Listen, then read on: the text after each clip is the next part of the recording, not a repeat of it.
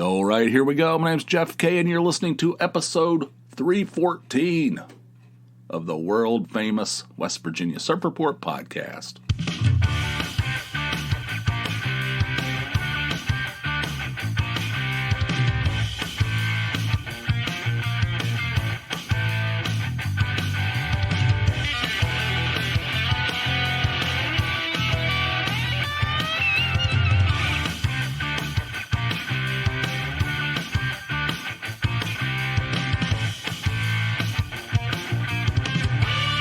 Hello, world. I was reading an article or a piece, an issue from 1958 in Mad Magazine. I have every issue of Mad Magazine in PDF form in my Dropbox. I could just pull them up whenever I want. Every issue that they ever released from 1952 to whenever they stopped in the 2000s. And it's a treasure trove of wonderfulness. You know, Mad Magazine had a profound effect on me. I was a kid, like a little kid. I was like 8, because I know the date. I know the date of that first issue that I saw from my girl cousin from Ohio. Well, I had several girl cousins from Ohio, which was a shadowy land, a mysterious world where strange creatures roam the earth. And it's an exotic land, Ohio, but they were in visiting, and the older of the cousins bought a copy of Mad Magazine. I was 8 years old, and in fact, I wasn't even, I was barely 8, so I was a youngster, and I asked to look at it, and I flipped through the thing, and something inside of me was flipped. Something, I don't know, it felt like, it was like a huge thing to me. I mean, huge. It's not that I enjoyed it, which I did, but it felt like something profound had happened, It felt like I was like a jigsaw puzzle, and there was a piece missing, and this was the piece. I don't want to get too dramatic, but this was a huge thing to me. I became fully obsessed with Mad Magazine. The thing was subversive. I didn't know that word back then. It was rude. It was funny as hell. It was bizarre. I mean, all the stuff that I love. It was absurd. I love absurd. Everything. And I've been reading I like to read comics and stuff, but I was reading Archie. That kind of shit. All this stuff that didn't have any edge to it. This was like something in a whole different universe. I loved it, So I bought every issue of Mad Magazine from this questionable character on eBay. I don't know what his deal is. He gets kicked off on a regular basis. He has hundreds of magazines, and under each title, he has hundreds of issues, like that Mad Magazine, like that collection of Mad I bought from him. I don't know how many. It's like 400 and some issues or something. I don't know. It's like beautiful scans, PDFs. Each issue is an individual PDF. It comes on a flash drive, and it's loaded. Who scanned all these things? Where did they get all of them? Who has every issue of Mad Magazine? Who scanned them? And how'd this guy get them? I bought every issue of National Lampoon. I bought every issue of Life from the 1940s. I love that. I look at that all the time. Sometimes I come home from work and I just, come down here. Sometimes I crack open a craft beer out of the old fridge in here and open up a random issue of Life magazine from the 1940s. Yes, whatever. You can call me old. All right, Gramps, when you fire up the microfiche machine, But anyway, it's interesting. It has all the ads in there. The articles are great. It feels like it's almost like a time machine. It's awesome. And I got other ones too that were less interesting, like Esquire from the 1960s. Every issue. Not as interesting. Time every issue from the 1960s. I thought that would be kick-ass. Not so much. Life is awesome, and National Lampoon and Mad, of course. So anyway, I was flipping through an issue of Mad, 1958. There was an article in there about, or there's a piece in there that said, kids today are having a hard time learning how to read, and we think it's because the books that they're learning from are boring. They're not relatable. Kids don't relate to them. So we're going to come up with our own versions, and we think this will help. Of course, it's a joke. But one of the pages blew my mind. I mean, this magazine is for kids, right? Grade school into middle school age kids, I would say Mad magazine is for, right? So what are the pages? And this is in 58. This is back when Eisenhower was president. It said, Daddy works in a tall building downtown. He works for an accounting firm. Sometimes he writes checks to himself from the company treasury to pay his bookie. But now there's an outside auditor coming in to look at the books. Bye-bye, Daddy. And it shows this guy in a suit climbing out the window. He's going to jump out the window of this skyscraper in downtown wherever. Like, this is the kind of this is for kids. Bye-bye, Daddy. He's writing checks to himself to pay his bookie. See, this is why I love that magazine. This is why there's some kind of switch was flipped when I read that thing, and I don't think I've ever fully recovered. I mean, it was incredibly important to me. Anyway, that happened the other day. We're booking some, Tony doesn't have very much vacation time this year because she changed jobs. So we're trying to get creative. We're going to go to Myrtle Beach. We already booked it. It's going to cost a lot of money. I don't know. It's for a short trip in May. We're going to go to Greenville to check that out. We can't do that because of Tony's PTO situation. So we're going to do a quickie, 3-nighter, Myrtle Beach. We're going to fly down there. We're going to fly out of Allentown. We're going to rent a car. All this stuff adds up.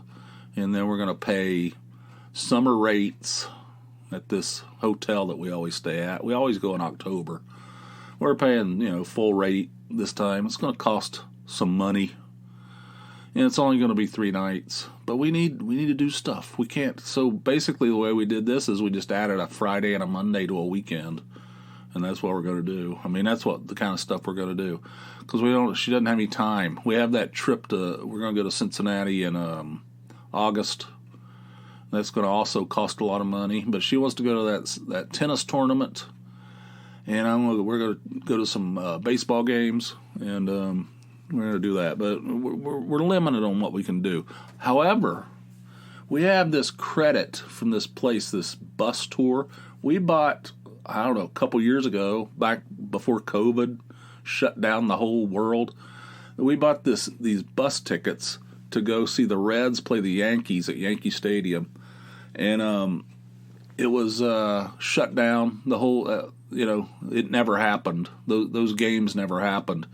So they didn't give us our money back. They gave us a credit. So this is from 2020, and we never used it because they just basically just started getting cranked back up again.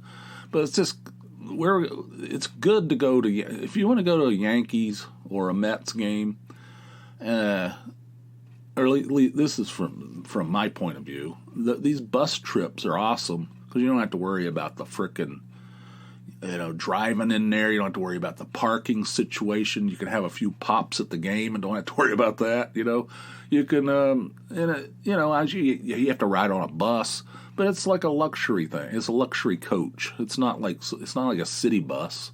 It's not like you're riding on a city bus in Manhattan. There's like a big ball of snot on the handle. You know what I'm saying? It's a nice thing, and it takes all the aggravation out of it because you pay a fee. You get usually really good tickets, and the bus trip over, and they just drive you over there, and that's all there is to it. It's easy. So we had these tickets for Yankee Stadium, the Reds. Thing got canceled, so we have this credit. So there's a gigantic beer festival. It's going to be on the grounds of where the original Woodstock Festival was in 1969. So they have hundreds of breweries are going to be there. And they have a one-day trip up there. And we have that credit burning a hole. It's like on a Saturday. I think we're going to do it. I think we're going to pull the trigger. I think we're going to go to a beer festival where Woodstock took place. What do you think about that? That sounds fantastic. We have enough of a credit sitting on the books to pay for it in full. So basically, it'll feel to us like it's free. And we can go to a beer festival and, don't have to drive or anything. Sounds great, So we're going to do stuff like that. We'll try to get a little creative and do these quickie trips. I don't know. It's going to be, it's not. Plus, we need a roof. Our house we need to put a roof on our house.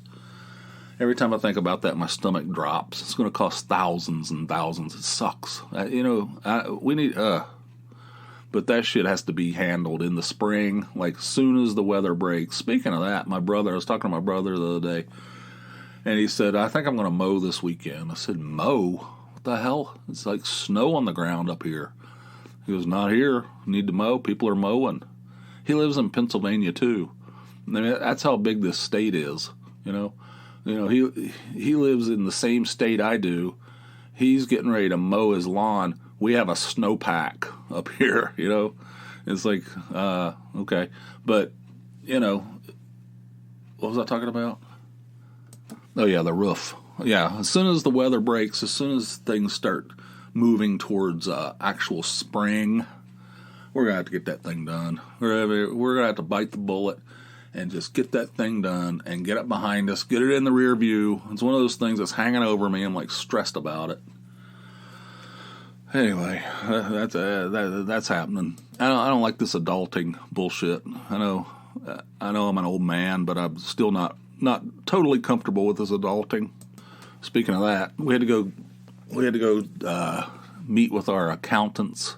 We have accountants do our taxes because they're always semi-complicated, So we've been using the same place for years and years.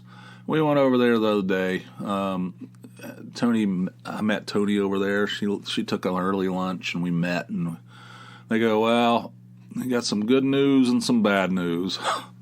It's like, I don't know. We're getting a small refund from the federal, but we owe the state. So when you add it all up, when you add up the federal, state, local tax, we owe like a total of $800 and some dollars, like we owe instead of getting, it just sucks, like what the hell, we always get a little, generally we get several $1,000s back, but that's because we have kids and they're in college and we can get all these credits for them. Oh, that shit's not true anymore, So we owe $800. He goes, well, sorry about that. I know you're hoping for something, better news than that. Grab an Easter candy on your way out the door. That'll make things feel a little bit better. I'm like, shit, I'm going to take this pen too. They have these fancy pens that they give you to sign all the papers. And, he goes, take an Easter candy. I said, shit, I'm taking this pen too. I stuck that thing in my pocket. He was like, okay, I guess that's happening, So that's what I'm saying. I have a trouble adulting. I don't know. I took the guy's pen in defiance of him, of him telling us, that we owe $800 in taxes. Bitch, man. I was hoping we'd get a couple $1,000s back and put it towards that roof. It's like everything's moving in the wrong direction. Anyway, I got other stuff written down here, but I got 4 phone calls on this one. We better get right to them because this thing's going to end up being 2 hours long. This first one is from my brother Tim, and here it is. Hey, Jeff, this is Tim. A couple of comments concerning episode 312. First of all, I think somebody's blowing smoke up your rectum. Those two callers, the KFC guy and Uber Duber, they sure sound like the same fella to me. I think that somebody might be playing a little joke there. Second of all, you had mentioned also in the same episode about you go for long periods of time without urinating. Reference to yourself being a piss camel or something of that nature. I don't know what that means. But you don't want to do that. I'm assuming you don't go because it's inconvenient. It's not that it doesn't seem like it's the appropriate time. You don't want to test the integrity of your wiener sphincter because those things can only hold back so long, and then you can ruin them. And then by the time you realize you got to go, you've already started. You don't want to become incontinent. You don't want to test the integrity or start breaking down your wiener sphincter to where it just doesn't have the hold that it used to. You don't want to play that game. You don't want to do that. That's just a little advice there, and I just thought I would share it. Blowing smoke up my rectum. That those two, the Huber Duber call and the KFC guy, I don't know what you're talking about. I don't hear any. I don't know. I mean, I had that a couple of episodes back where the Huber Duber guy called because he was pissed off at me, and then I played an older call from the KFC guy here, the local guy, KFC. Like you drive up to the drive-through window, and that's what he says. It's like he's answering the phone. You know, it's not, can I take your order, or welcome to KFC, that kind of thing, which is generally what they say when you go to the drive-through. He just goes, KFC! Like, it's very disconcerting. You don't know what to say. It's like, hello? But anyway, so you're saying they sound alike? I just don't hear it. I don't know what you're talking about. I don't know completely. And as far as holding, I'm with you. I mean, I don't want to tear down the integrity of my wiener sphincter, as you call it. I mean, I certainly don't want that to happen. I can't, I rely on that, And, but sometimes I'm at work and I'm so freaking busy, I can't even take a leak. I can't even walk around the corner and go into the men's room and relieve myself because it's just one thing after another there. I end up holding it like a piss camel. What do you mean you don't understand that? It's like a camel takes on water and he holds that thing. He holds the water for months. I don't know. I'm not really a camel scientist. But for a great length of time, that's what I'm doing. I'm holding it. I'm holding the urine. I'm turning. I'm like muling urine, and I turn into a piss camel. And I'm just wondering I don't have a hump, like a piss hump. All right, we're good. I understand what you're saying, Tim. I get where you come from and your concern. But I don't think that I've ever allowed it to go so far as to breaking down my wiener sphincter, as you so eloquently called it. I think we're good. I think everything's good so far. But I understand what you're saying, and I appreciate the call. This next call is from our old pal Eugene from the Wheeler's Dog podcast. Here we go. Hey, Jeff, it's Eugene from the Wheeler's Dog podcast. I heard you talking about Brad and I, or me and Brad. However, English, I'm not an English scholar, but anyway, me and Brad retired from live shows. Well, oh, God. I got roped into going to the Kruger Brothers show here in Winston-Salem at the club called the Ram Cat. My wife has insisted that I get... Because she's like, you used to get to see live shows all the time. You always said, we'd be going to live shows. And I just got tired of it. Now it's just so expensive. It's such a hassle to get there, to get back. It's late. I'm an old man. I can't be standing up on my feet for hours. I'm a big tub of lard that doesn't need to be standing on his feet all for 4 hours for a whole show. just can't handle that kind of stuff. But she did get VIP tables. So it looks like that I'm coming out of retirement for a little while. Not happy about it. That's just the way it goes, right? Yeah. You know the deal. Women make the rules. Did you say you're going to see the Statler Brothers? I didn't really catch that. Or was it Stater Brothers? Isn't that a grocery store? I don't know. You mentioned somebody. I don't know who these... I don't know. But anyway, what's the Statler... I like the Statler Brothers. Count the flowers on the wall. Whatever. What is that song? I saw the Statler Brothers when I was a kid. My parents took me to see them. And, it's good. I was... Man, rocking. What a rocking night. They had the Marshall stacks piled up. It was like just blasting away. I mean, especially that bass, the guy that's down on the end with the bass. Anyway, I don't know what I'm talking about. But anyway, you said, so you and Brad said on a Facebook post recently that you're retired from seeing live bands, live artists, live music. And I was like, why? Why? I understand what you're saying. And I feel the exact same emotions as you do. Sometimes, especially Philly is that is a chaos down there. And you're always in some kind of terrible neighborhood, or often, not always, but often, in some shit neighborhood where you could easily get murdered, or raped. I mean, I don't know. And you have to park far away from the venue.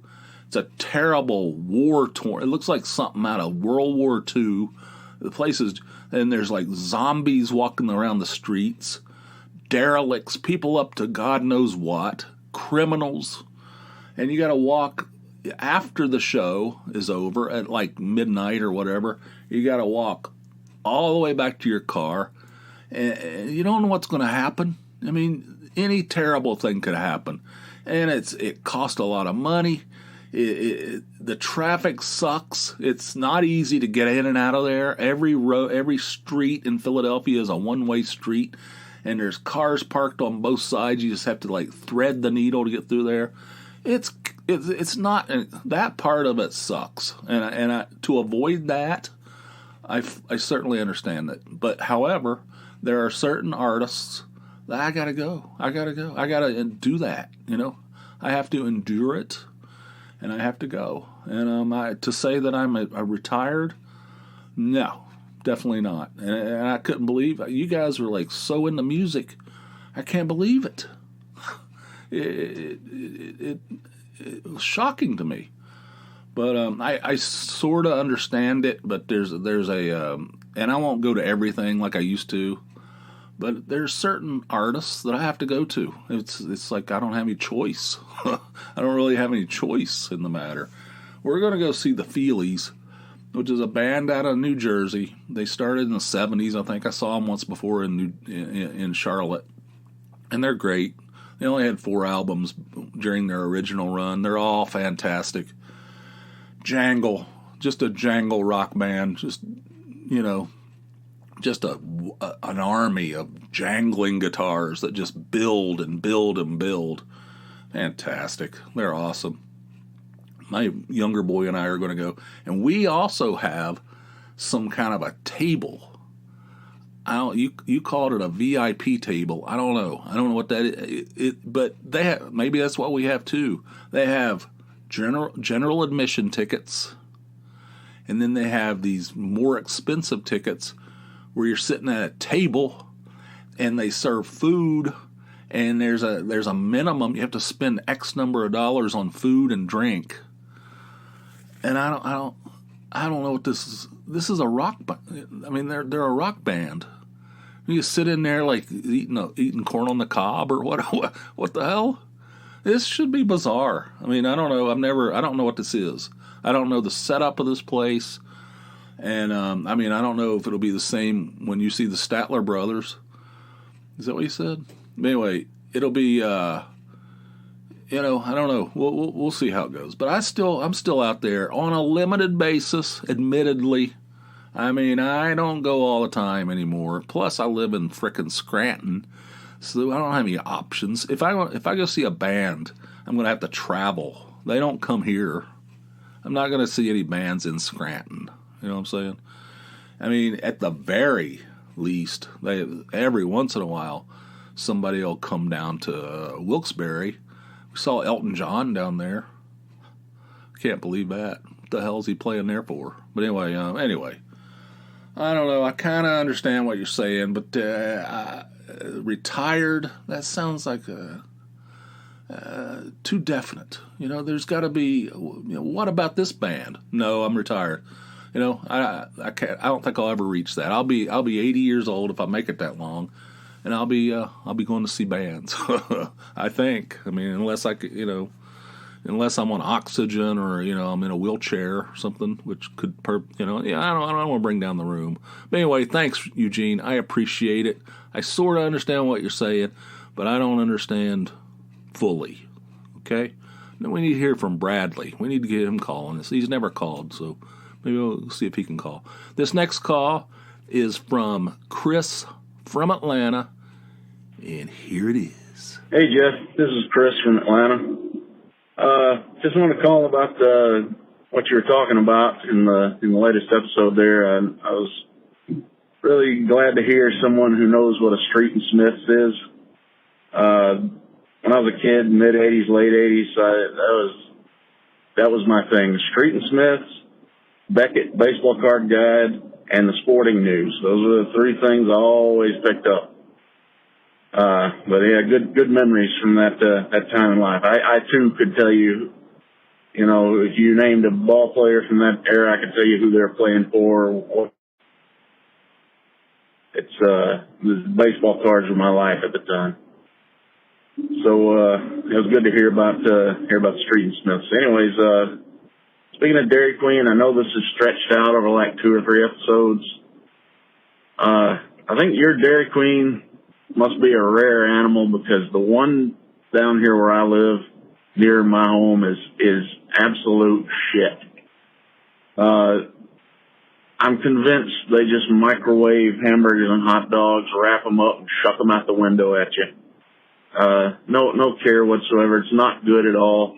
I mean, to be honest, I'd rather eat vegetable soup out of a urinal than eat it at our Dairy Queen.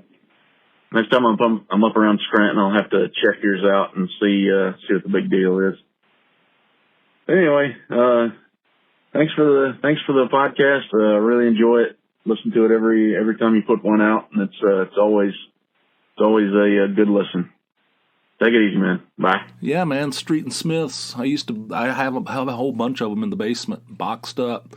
Right before baseball season would start, they come out with these thick magazines that had it's like a preview of the season, had all kinds of data about every player, and I feel like that's how I learned. I mean, I don't know how did I know all this stuff about baseball players back in the old days. I mean, the games weren't on TV. It's not like we had MLB TV back in those days. They had like a Saturday game of the week. They had Monday Night Baseball. And every once in a while, a Reds game would pop up, but it was inconsistent. So it wasn't like it was on TV all the time. I listened to every game on the radio, but I knew every player, and I knew what team they played for, and I knew what position they played. Especially the starting players. I knew all that. Now I have a hard time with it. I don't know if maybe it's because my brain's just deteriorating due to being elderly. I don't know what's going on. I have more of a difficult time now. So I was going to go see if they had Street and Smiths, if they still make that, and I was going to study it, and see if I can do better learning these players. I don't know what's going on with me. They didn't have it, though. I went over to Books A Million. They have like 10,000 magazines in there, like a gigantic, they have every magazine known to man. All kinds of weird shit, stuff that you would never buy. Who would buy Who would buy these magazines? Who would buy Potato Magazine? It's a magazine about potato recipes. Potato Magazine. Who? Like, this seems bizarre to me. They had a Paul Weller. I love Paul Weller. He's the lead singer of the Jam and Style Council. Ugh. I like the Jam. Didn't like Style Council, but and he has solo records. He's very popular everywhere except the United States. They had a magazine dedicated to him, and it cost $18.50, and it was in Scranton. Nobody knows who Paul Weller is. And the thing's like, like, why? But anyway, I went over there. They had a whole bunch of baseball magazines. They didn't have Street and Smiths. I don't know if they make it anymore. I bought something. It was similar, but I don't know. I purchased it. I haven't really looked at it all that much. I need to get down to studying. I don't know, when baseball becomes like a chore to me. I need to know more. I need to be better. I need to return to when I was like 12 years old. I knew everybody, I don't know. I can't get back there. It's like all these players, like, I don't know. It's like, I talk to this guy at work all the time, and he's like, he has a grasp on it. And, but I don't. I have a hard time with it. I know all the Reds players, of course. When it gets outside the Reds, it's like all very confusing to me. But yeah. I understand what you're saying. I loved Street and Smith's. Sporting News, had a subscription to Sporting News for years and years, and other magazines. I was really into baseball, as you know. Beckett, yeah, I was into baseball cards too. I was fully obsessed with them. I had a hell of a collection, and less so now. I can't afford it now. Back when I was collecting, they were fairly cheap, inexpensive, so you could get some cool stuff for not that much money. Now, every card, the stuff I like, cost you, couple $100 or more. So I'm not in that game anymore. As far as of you trashing the DQ like Zip did, man, maybe I'm just living in some kind of a Dairy Queen bubble, because our Dairy Queen is great. I'm not kidding. I mean, God, you said you'd rather eat vegetable soup out of a urinal. That's very descriptive. And I don't know about that. I don't know vegetable soup out of a urinal. I don't know. Yeah, okay. I mean, I don't know why specifically vegetable, but I hear what you're saying. And but my Dairy Queen here in our town has fantastic burgers. They taste like they're cooked on the grill. The fries are perfect every time. It's a great place to eat, and I highly recommend it. I don't know. There's inconsistencies, I guess, across the Dairy Queen, in the Dairy Queen universe. But the one we have here in town, I love it. So I don't know. It saddens me that the whole DQ, reputation has been sullied by these lesser DQs. Man, you'd rather eat vegetable soup out of a urinal than go to Dairy Queen. Man, I can't believe it. All right. Thanks for the call, Chris. I appreciate that, and call anytime. This last call is from our old friend Ian in Scotland, and here it is. Hey, Jeff, it's Ian in Scotland here. Okay, Jeff, got a few things for you. Firstly, sorry I've not been in touch so much. I've given up my job, and I have gone back to art college to do a master's degree in contemporary fine art and philosophy. So there. I must be off my nut. However, it's good fun. It's good fun. Really enjoying it. Okay, so just an update. My sister, who moved to Virginia and is now saying y'all, it's official. She says Virginia is the best place in the States to retire to. She says it's wonderful, it's lovely, there's nothing not to like. Just wondered what your thoughts are on that. And also, secondly, there's a phenomenon going around here where mainly men and kids, boys, are wearing shorts in the wintertime. Like, so from head down, it's like woolly hat, puffer jacket, shorts, trainers. It's weird. I don't know. doesn't strike me as sensible, but I'm an old man. Okay, Jeff, keep up the work. Bye. I love that your sister's now using the word y'all. That's awesome. How's that going across? How you feel about that?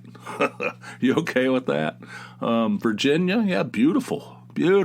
Although part of it's a little too north for me. I mean, West Virginia broke off from Virginia during the Civil War, around the Civil War. And, so I'm very, it's where I grew up.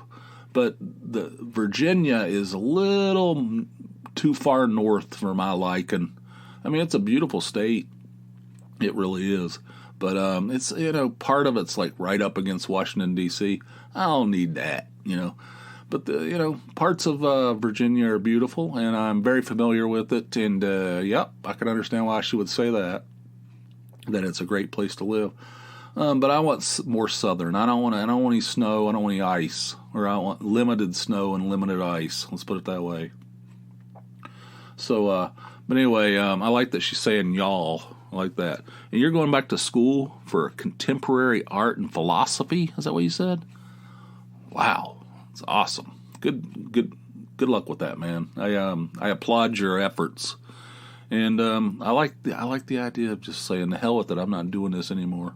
I'm talking about my job. I'm not doing it anymore. I'm getting to that point too. I'm getting to that point, but I got so much overhead. It makes it impossible, or next to impossible. Nothing's impossible, but that's awesome. Congratulations, Ian. Good luck with that. As far as shorts in the winter, oh yeah, I mean all the time. At my job, they started this thing where they would allow people to wear shorts. I don't know. It feels like it started out as like every once in a while they would say, we're going to allow you to wear shorts this week or something, as like some kind of as a special thing. And then it got to the point where we're going to allow people to wear shorts, in the summertime. And then it got to the point where that just became a thing. It wasn't even a special. It was like right after whatever it is, whatever holiday marks the beginning of summer. I don't know. Labor Day, Memorial Day. I don't know. One of those. I don't have any idea.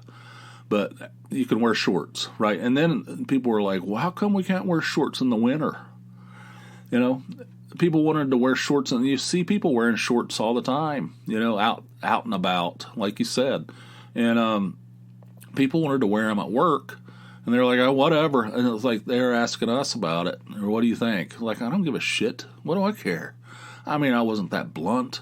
But what do I care what people wear? I mean, we're not dealing with the public. We're working inside of a distribution center. What do I care? I don't care if they come in wearing a Speedo. I don't care what. I don't give a shit. As long as they come to work. That's 99% of the, And but we had to have like a frickin' Manhattan Project meeting about this thing. Should we allow shorts? Like what do we? So now people are just like wide open. Everybody just wears shorts all the time, like freezing cold outside. They're wearing like a winter coat, like you said, wearing a winter coat with shorts on. I don't know why they do that. It's I don't know if they need more. They need more freedom to move. I don't know what it is. I don't know what the story is, but it's there's a lot of that stuff. When there's season jumpers too. There's a lot of that going on. Like when it's fall, when the summer starts moving into fall, people start, as soon as it gets there's a little bit of can feel a little bit of fall in the air. People start wearing winter coats and scarves and stuff. It's like 68 or something. Take off your winter coat. You don't need a freaking knit cap or something. God. And then the same thing happens, when you're coming out of winter.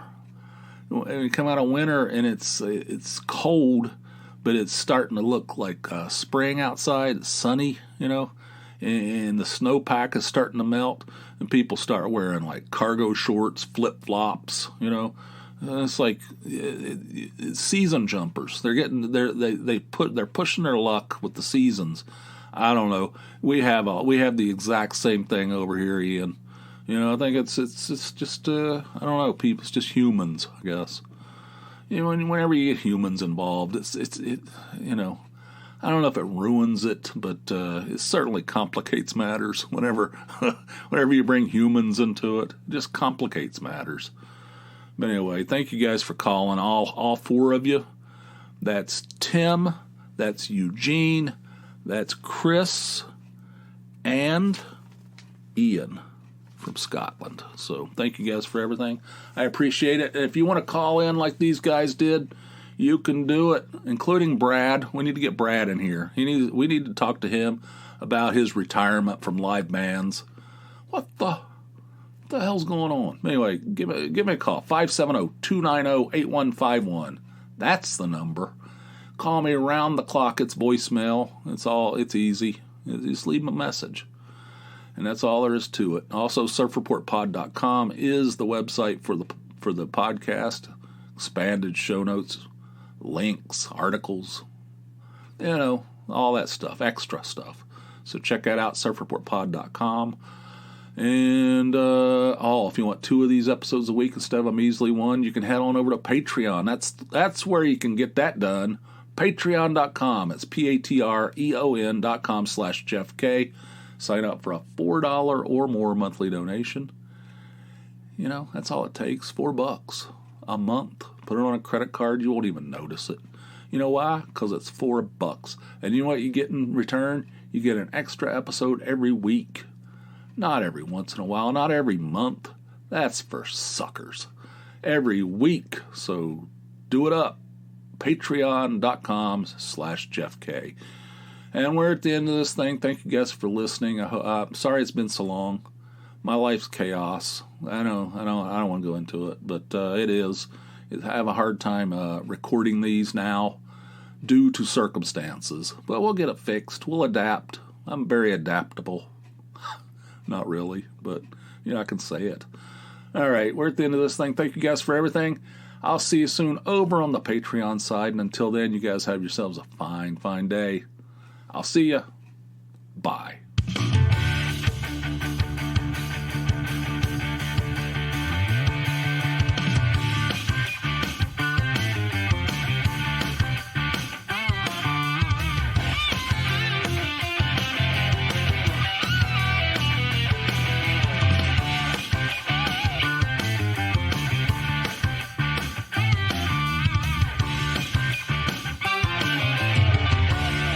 Your wiener sphincter.